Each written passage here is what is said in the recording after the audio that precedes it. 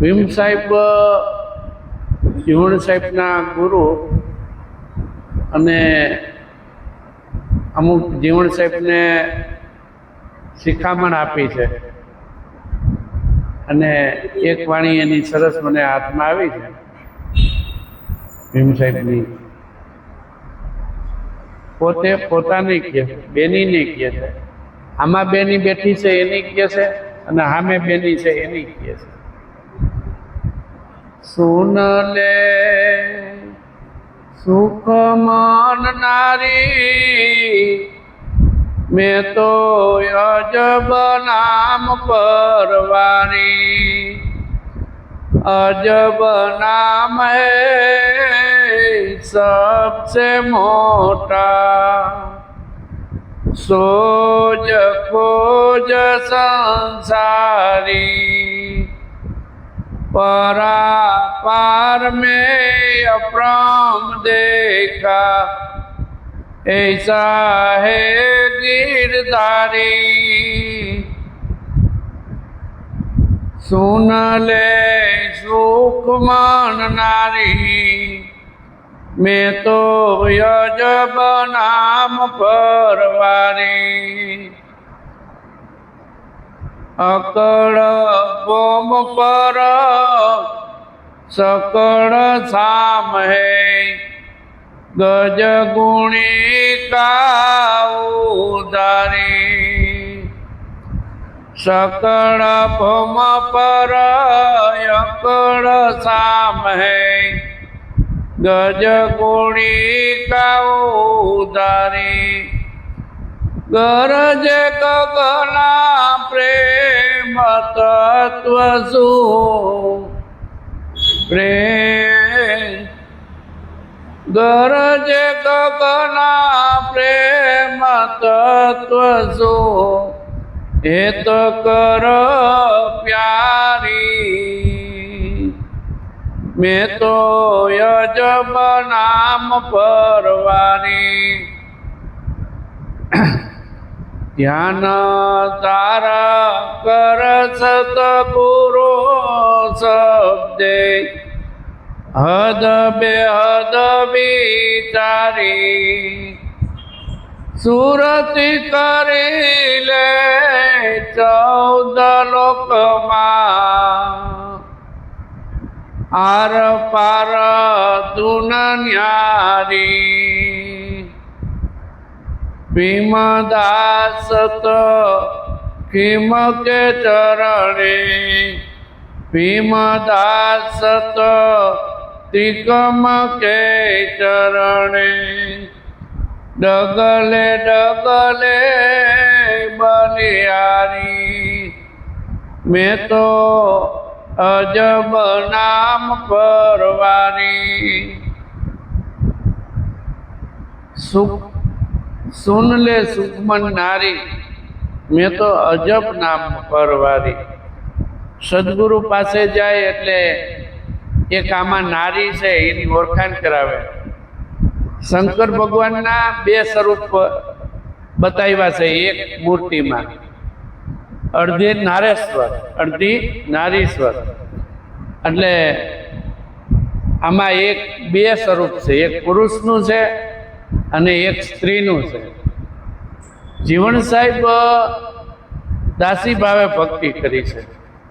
દાસી જીવન લખ્યું છે. દાસી જીવન લખ્યું છે તો આમાં દાસીને ઓળખો ખરા? કોઈ ઓળખો? હા, સરસ સરસ ઓળખો સાહેબ. દાસીને ઓળખો? કોણ કોણ પણ કોણ દાસી કોણ કયો? કોણ છે? હા, બસ એમ યાદ રાખવાનું. હવે ઈ જ્યારે સમજાશે ને, સમજાય ને ત્યારે આ વાત પતે એવી છે.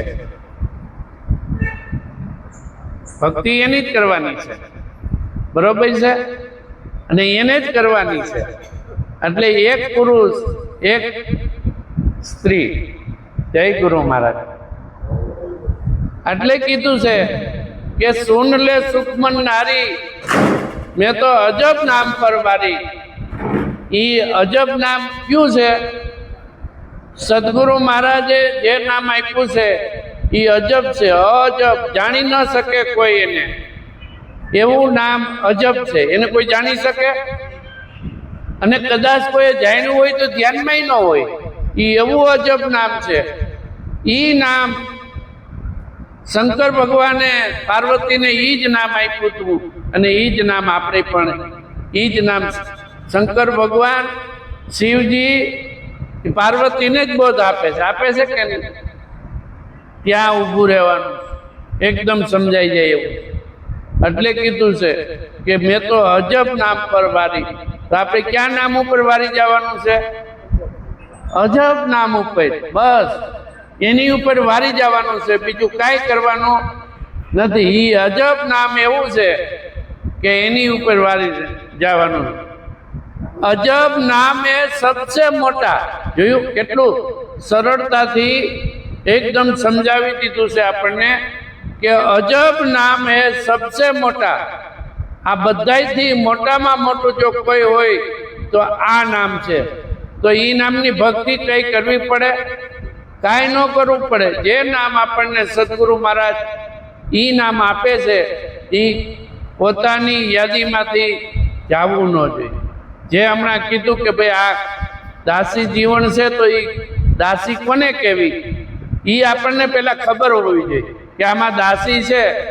તો ઘણા એમ કે રાધાનો અવતાર હતા. હવે એ રાધાનો જ અવતાર છે કે નથી? રાધાનો જ અવતાર. રાધા કઈ હતી? ઈ જ હતી કે બીજી હતી? ઈ જ હતી. આપણી ન્યા દ્રષ્ટિ પડવી જોઈએ કે રાધા ઈ જ હતી અને રાધાનો અવતાર હતા. પણ ઓયલું કે આ દેહરૂપી કોઈ અવતાર એ તો બધાયમાં છે કે નથી? બધાયમાં આવે ને જાય છે. એટલે કીધું છે કે અજબ નામ એ સબસે મોટા. સોજ ખોજ સંસારી. સોજ એટલે આની શોધ કરી લે. એ સોચ તો આપણે થઈ ગઈ. ખોજ એટલે ખોજી લે. વિચાર કઈ? આપણે વિચાર જ આપણો જ કરવો. આપણે આપણો જ વિચાર નથી કરવો. ગમે એટલી કષ્ટ દઈ આ દેહને, ગમે એટલું કષ્ટ ભોગવી, પણ સરળ જે ભક્તિ છે એ આપણે કરવી નથી.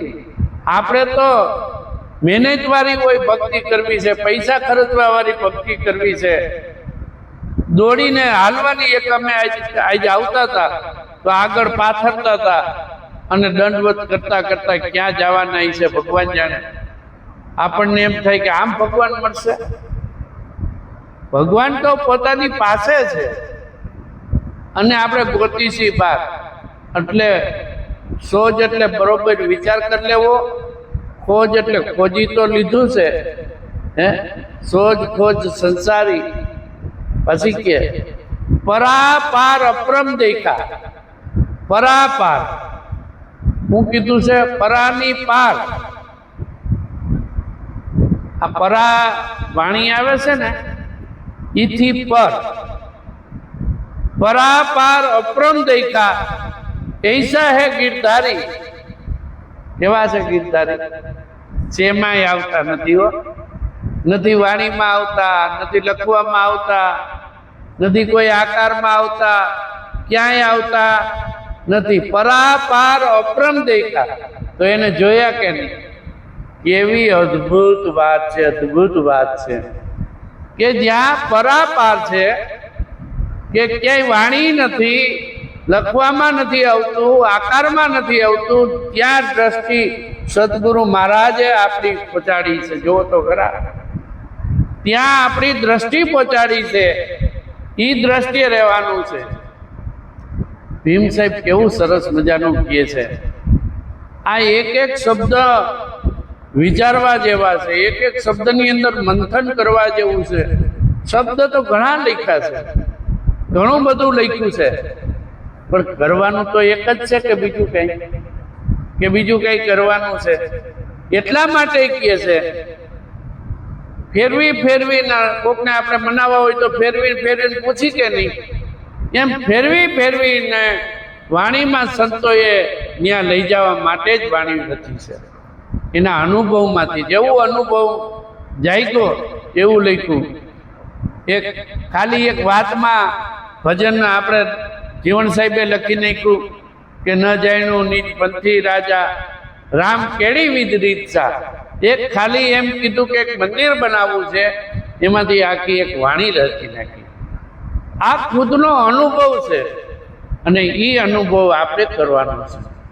એ અનુભવ ત્યારે થશે કે સતત એની અંદર આપણું ચિત્ત રહીએ, આપણું મન રહીએ, આપણી સુરતા રહીએ, એમાં રહીએ તો થાય એવું છે. કારણ કે આ તો ઘણા જન્મનું બધું પડ્યું છે. એ ભોગવતા ભોગવતા ઈશ્વરે દયા કરી કે આપણને આ મળી ગયું. શું મળી ગયું?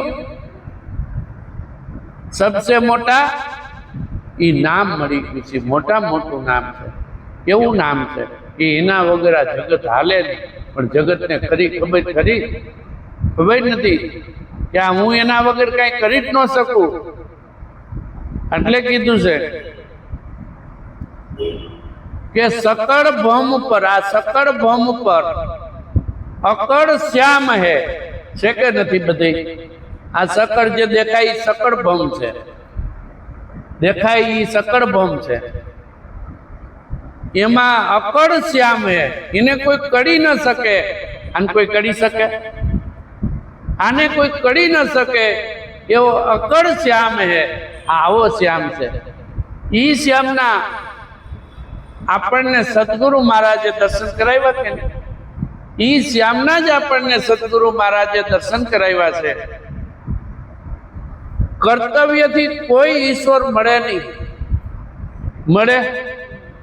કોઈ દી ન મળે. પણ એવા જો પારક સદગુરુ મળે તો આને ઓળખાવી દે, આને બાદ કરાવી દે અને ત્યાં પોતાને ઊભો રાખી દે, જ્યાં પોતે છે, પોતાનું સ્વરૂપ છે. વળી એમ થાય કે આનું સ્વરૂપ ક્યાં આવી છે? આકાશમાં આવી છે? પાતાળમાં આવી છે? કઈ બાજુ હોય છે? આ ભરપૂર જો આ ભર્યું છે કે નહીં, આ ખાલી જગ્યા ભરપૂર ભરી શકે ને? આ પવન ભરપૂર ભર્યો છે, એમ ઈશ્વરે ભરપૂર ભર્યો છે કે નહીં? આ આપણને દેખાય છે. અને ઓલી સદગુરુ મહારાજે દ્રષ્ટિ આપી એટલે આપણને દેખાય છે. દેખાય છે કે નહીં? જેમ છે એમ સભર ભર્યો છે. અને એ સદગુરુ મહારાજે આપણને એની ઓળખાણ કરાવી છે. એટલે કીધું કે જોઈ લે, આ સકળ ભૌમ ઉપર અકળ શ્યામ હે ગજ ગુણિકા ઉધારી. કોને ઉધારી? ઓલી હતી કુબજા. કોણ હતું?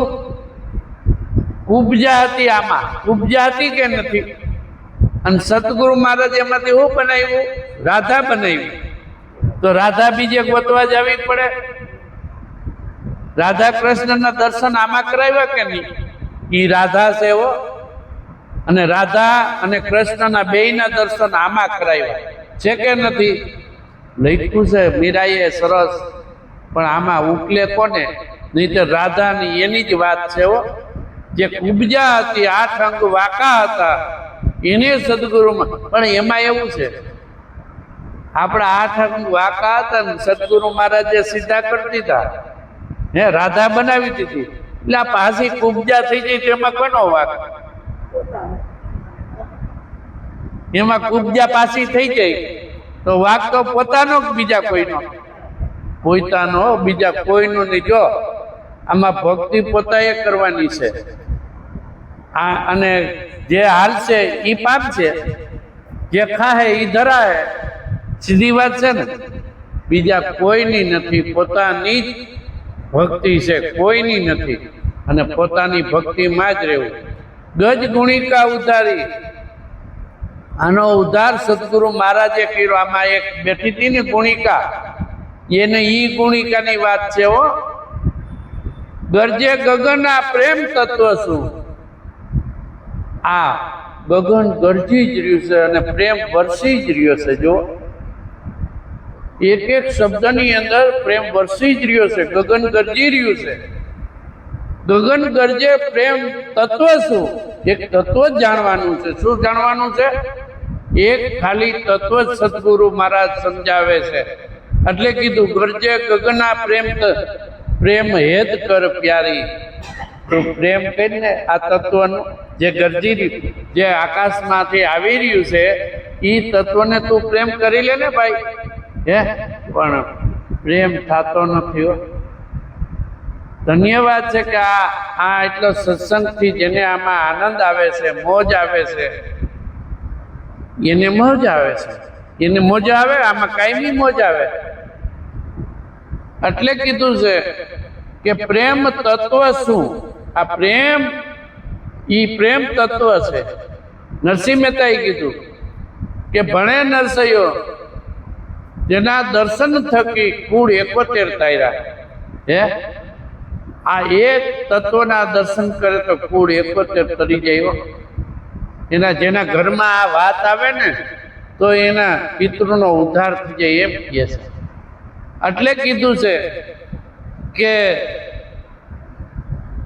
ધ્યાન ધાર કર સદગુરુ શબ્દે. શું કીધું છે? ધ્યાન ધાર. એ ધ્યાન લગાડી દે. ક્યું ધ્યાન લગાડવું? વળી કોઈ કે ધ્યાન દે તો વળી આમ કરીને આમ બેસી જવાનું છે. ધ્યાનદાર જે શબ્દ સદગુરુ મહારાજે આપ્યો છે એ શબ્દની અંદર તું ધ્યાન લગાવી દે. શું કરી દે? જાજુ કઈ કરવા પણ નથી. એ શબ્દની અંદર ધ્યાન લગાડી દે. કેવું ધ્યાન? કામ કરતા હોય તોય ભલે, વાતો કરતા હોય તોય ભલે, અને કાંઈ પણ કાર્ય કરતા હોય તોય ભલે, ધ્યાન ન્યા લગાડી દેવાનું. ધ્યાન ધાર, એક જ ધાર તું પકડી લે. ધ્યાન ધાર કર સદગુરુ શબ્દે. શબ્દ જે સદગુરુ મહારાજે આપ્યો છે એ શબ્દ વિચારી લે. કયો શબ્દ આપ્યો છે? જે 52 બારો જે શબ્દ આપ્યો છે, 12 બીજના ધણીને સમજો. તો કેટલાય આ 12 મહિનાની 12 બીજના એ સમજે છે. બીજ તો બતાવ્યું કે નહીં?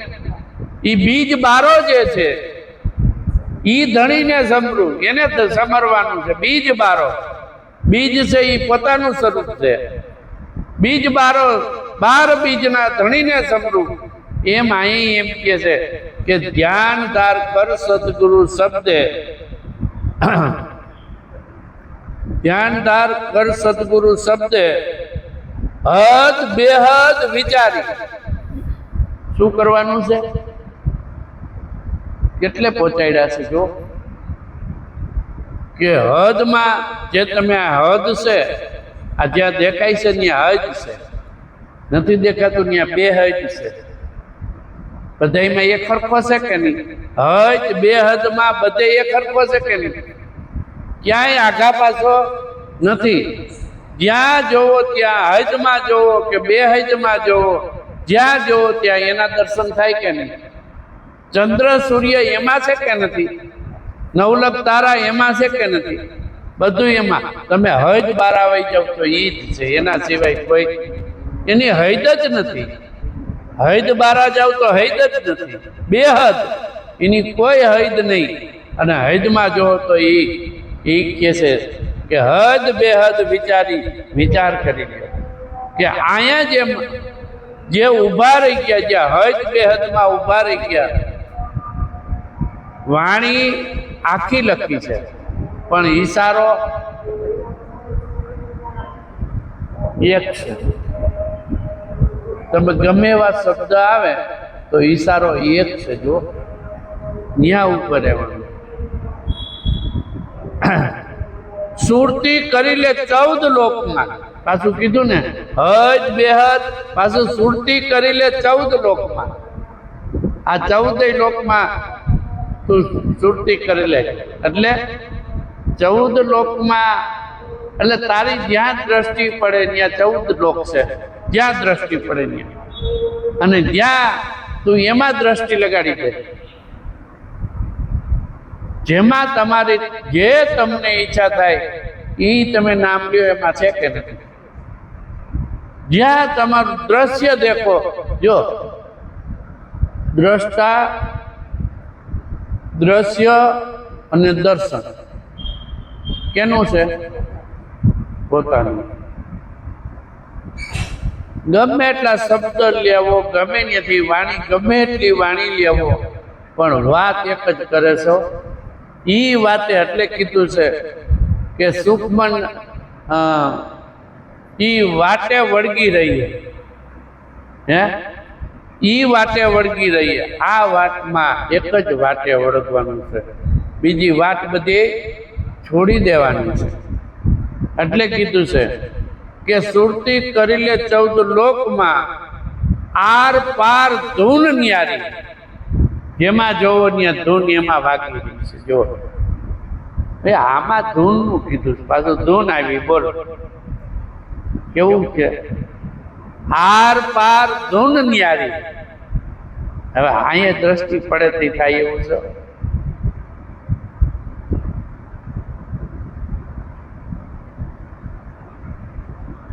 બધા કોઈ ઝાલરી કીધી, કોઈ જણ કીધું. હે કેવા અનુભવ છે જો તો ખરા. ક્યાંની ક્યાં વાતની અનુભવ છે. આ અનુભવ આપણે જાગૃત કરવાનો છે. કારણ કે જાગૃત ક્યારે થશે કે આપણે જ્યારે આ વાતને વળગી રહીને ત્યારે થાય. આ વાતને સતત અભ્યાસ કરતા રહી ત્યારે થાય, નહીતર નહીં થાય. આ બોલે ગાયે આ કઈ પતે એવું નથી હો. આ બોલે ને ગાયે એટલે પતી જાય નહીં, પતે. પણ એક જેની દ્રષ્ટિ જેમાં લાગી ગઈ છે, રાત દિવસ જેની દ્રષ્ટિ લાગી ગઈ છે, અને એ દ્રષ્ટિમાંથી જ અનુભવ થશે, એના સિવાય અનુભવ નહીં થાય. જ્યારે પોતાનું કલ્યાણ કરવું હોય, ભાઈ પોતાનું કલ્યાણ કરવું હોય તો દ્રષ્ટિ એમાં લગાડવી પડે કે નહીં? હે જેટલી યાદી આપણે ઓલું કોઈ પણ કામ કરતા હોય તો ખનથી કરવું પડે કે નહીં? નોકરી કરતા હોય તો ખનથી કરવી પડે, ધંધો કરતા હોય તો ખનથી કરવો પડે. દિલ લગાડીને કરી કે નહીં? તો આમાં દિલ લગાડે કે એમાં તો આવક છે, આમાં કઈ આવક નથી, એટલે આમાં દિલ લાગે નહીં. પણ મોટામાં મોટી આવક આની છે હો. હા, મોટામાં મોટી આવક આમાં છે, પણ એ આપણને ખબર નથી. બોલો એટલે આર પાર ધૂન ન્યારી. એટલે દ્રષ્ટિમાં બધું આવે, પણ એ ક્યારે આવે? આ બધું ધૂન ન્યારી ને આ બધું ક્યારે આવે? કે પોતાનું એક સ્વરૂપ થાય ત્યારે આવે હો. નકર તો એ વાગી જ રહ્યું છે લ્યો, પણ કેમ ખબર પડે? એની દ્રષ્ટિ ત્યાં પહોંચાડી દેવી પડે એકદમ. અને મનની અંદરથી સંકલ્પ વિકલ્પ નીકળી જાય, અને ત્યારે આપત એવું છે જ્યાં સુધી સંકલ્પ આવે વિકલ્પ આવે ત્યાં સુધી મન ભાગે કે આમાં જે કે ઈ કરે, હે ન કરે ને. તો ઈ જ્યારે શાંત થાય, તો શાંત કરવા માટે પાછા ઘણા ઉપાયો આમાં સદગુરુ મહારાજે બતાવ્યા છે. કોઈ ખીલોડો છોડવો નહીં, કોઈ નામ છોડવું નહીં, કોઈ આ ન કરવું. આ બધા એના ઉપાયો બતાવ્યા છે કે ભાઈ અહીંયા તમે રહ્યો એટલે સતત એમાં રહેવાનું છે. અને એમાં વાગી રહી સેજ સુનમે. જો કીધું ને ત્રિકુટી ધૂન મેં. શૂન્ય તો આપણને ખબર હોવી જોઈએ કે શૂન્ય કોને કેવું, કારણ કે અહીંયા શૂન્ય આવી જાય છે. હે સેજ સુન મેં ત્રિકુટી ધૂન મેં અખંડ જ્યોતિ ગ્રહે બહુ સારી. અખંડ કેવું કહી દીધું જો તો ખરા. અખંડ, એમાં કોઈ ખંડિત જ નહીં. આટલું થાય તઈ પતે એવું છે. આટલું બધું સેજ સુન મેં ત્રિકુટી ધૂન મેં આપણે બહાર જવું ને ત્યાં સુધી નહીં મેર પડે. તો કે વળી પોતામાં રહેવું, તો વળી કોઈ આમાં રહેવા માંડશે તો એમ નહીં પતે. ન્યાય અંધારું છે, ન્યાય અંધારું છે. તો રહેવું ક્યાં? ખુલ્લી આંખે ને બંધ આંખે બે જેને આવડી ગયું ને એની વાત છે. આંખ બંધ હોય તો એમાં હોય, ખુલ્લી હોય તો એમાં હોય. એથી આગો જાય નહીં. પોતાના સ્વરૂપથી આગો ન જાય, પોતાનું સ્વરૂપ વિસરે નહીં. અને મન જ્યારે શાંત થાય, આપણે કાંઈ પણ કોકનો એવો વિચાર આવે તો મન સ્થિર થઈ જાય કે નહીં? ખાલી વિચાર કોકનો એવો આવી જાય તો મન અસ્થિર થઈ જાય કે નહીં? તો અસ્થિર મનની અંદર નહીં થાય કોઈ દી સ્થિર થઈ શકે. અસ્થિર મન જેને સ્થિર કર્યું, સ્થિર રહેવે નહીં આ પતેવું. અને એ સ્થિર ક્યારે થાય કે બધાયનું છોડી દેવું, કોઈનું કંઈ લેવા દેવા, કાંઈ જે કાર્ય છે એ ક્યાં રાખશે? એની મેળે ઈશ્વર કરતા હરતા તો એ છે, કરશે. એટલે કીધું કે સેજ સુન મેં ત્રિકુટી ધૂન મેં અખંડ જ્યોત ગ્રહે બહુ સારી. આ અખંડ જ્યોત જલી રહી છે. અને એ જ્યોતની અંદર આપણે ખાલી એમાં યાદીમાં રાખવાની, તો બીજું કાંઈ કરવાનું નથી. ભીમદાસ કહે ભીમદાસ કહે સત ત્રિકમ કે ચરણે ડગલે ડગલે બલિહારી. એક એક ડગલું જેને ભરે છે એ યાત્રા છે. બોલો, આ ખાલી કેવી યાત્રા છે કે એક તમે ડગલું ભરો તમારી યાદીમાં, આપણી યાદીમાં એક ડગલું ભરાય એટલે યાત્રા છે. અને કરોડો પુણ્ય એમાં મળે છે. વિચાર કરો કે એક જો ડગલાની અંદર આટલું હોય તો એ આપણે ભૂલવું ન જોઈએ કે નહીં? પોતાની યાદીમાંથી આ વસ્તુ જાવી જ ન જોઈએ. આપણા સદગુરુ મહારાજ પુરુષોત્તમ મહારાજે હમણાં આ વાણી બોલ્યા છે. એમ પુરુષોત્તમ મહારાજે આ ઉપર ઘણો પ્રકાશ પાડ્યો છે અને ઘણા આત્માઓનો ઉદ્ધાર કર્યો છે. આપણે પણ એને રસ્તે અને એ જે કહી ગયા છે કે આવા પુરુષો મળવા બહુ કઠિન છે. જગતમાં કર્તવ્યવાળા તો ઘણા મળશે, પણ ઈશ્વરને મળવાવાળા બહુ ઓછા મળશે. એટલે ખુદ પોતાના સ્વરૂપમાં રહેવું, જે શબ્દ આપ્યો છે એમાં રહેવું, અને ક્યાંય આઘા પાછું થવું નહીં.